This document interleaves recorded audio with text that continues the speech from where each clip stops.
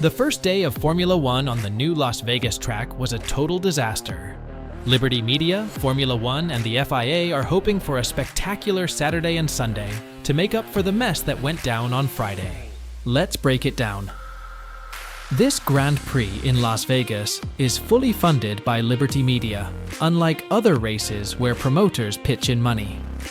Liberty Media, owning Formula One's commercial rights, is footing the bill, talking hundreds of millions of dollars here.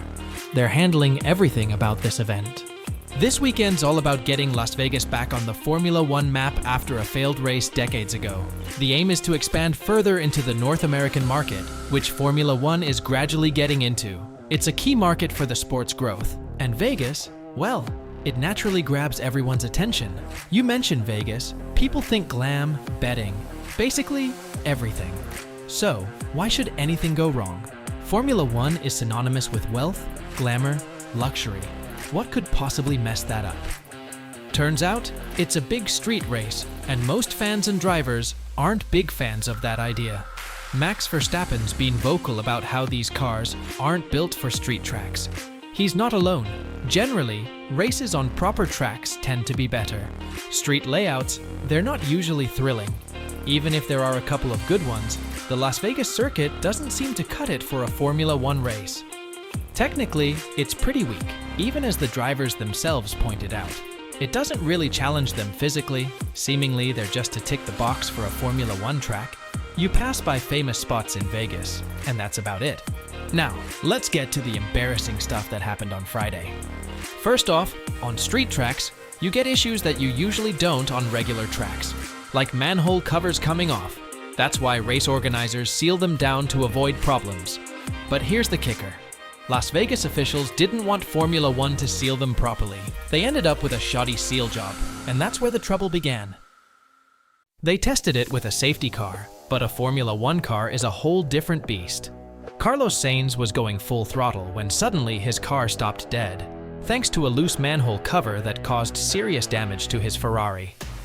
With barely 9 minutes of free practice time, the session got red flagged and eventually cancelled. Why? Because they'd have to recheck all the manholes and track issues for a second time. This was the first major blunder of the Las Vegas event, a major safety oversight for a sport that prides itself on safety. The second embarrassment came with a massive delay for the second session due to the inspection, about a 2.5-hour delay that dragged into the early hours of the morning in Vegas. Mechanics were exhausted, having to assemble and disassemble everything. But the worst was yet to come. Ferrari asked the FIA not to penalize them for replacing parts. It was entirely beyond their control. It wasn't Sainz's fault or a car failure, it was the event's failure. Frédéric Vasseur, visibly angry, cursed everyone, stating they'd have to change a lot, including chassis and engine, as indicated in an official FIA document. But wait, there's more. Esteban Ocon also had to change his chassis, likely facing a grid penalty. Ferrari appealed, but the stewards, in a comical twist, stated, "We'd prefer not to penalize, but rules are rules. You'll be punished." Result? The second session took so long that Ferrari managed to fix Sainz's car, but had to change the battery, resulting in a 10-grid penalty for Sunday. There's an expectation that Sainz might change more, joining Ocon at the back of the grid. Basically, teams and drivers got punished for an organizational mess because the rules are poorly written. Will the FIA and Formula One cover these teams' losses? With stands empty during the second practice session, unfair penalties, drivers slamming the track, fans and reporters criticizing the FIA and the track, this was a historic disaster for Formula One in Las Vegas. Now the FIA and Formula One are likely scrambling, hoping Saturday will be phenomenal with an incredibly thrilling qualifying and a chaotic race for Logan Sargent's Williams to grab a home win, in order to regain some prestige and audience trust for this Las Vegas Grand Prix. This is the summary of the week. Thanks for watching.